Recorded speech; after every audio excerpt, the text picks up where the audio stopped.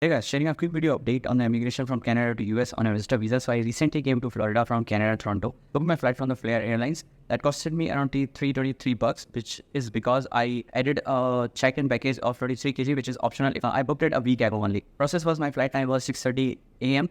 and I reached there by like 3 a.m. I guess, because I wanted to see what is the immigration process and what they're gonna do. They asked to reach there before 3 hours, so I reached on time. As soon as I reached there on the terminal 3, and I have to reach to the zone 3. So there was no flare board. There was nowhere mentioned that there's a flare check-in process is happening. So I asked the ground staff.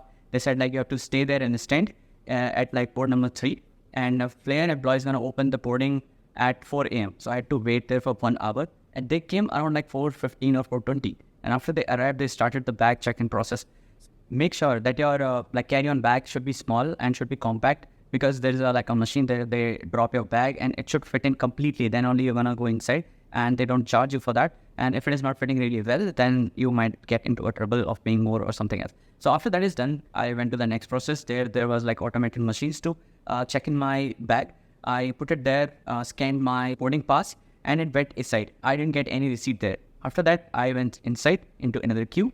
So I dropped my water, I went inside. They asked me to show my passport. I showed them.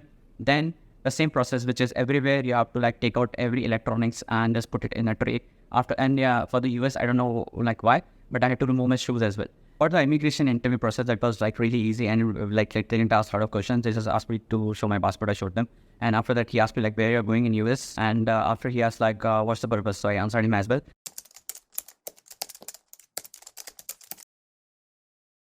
Move on. That's it. So it was really easy, but I would suggest you to not to reach there on a lot earlier.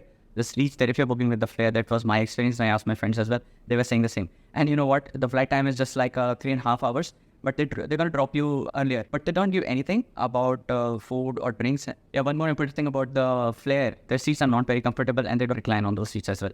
Stay tuned, guys, because I'm gonna end a video about the places which I visited in Florida, and including the Key West.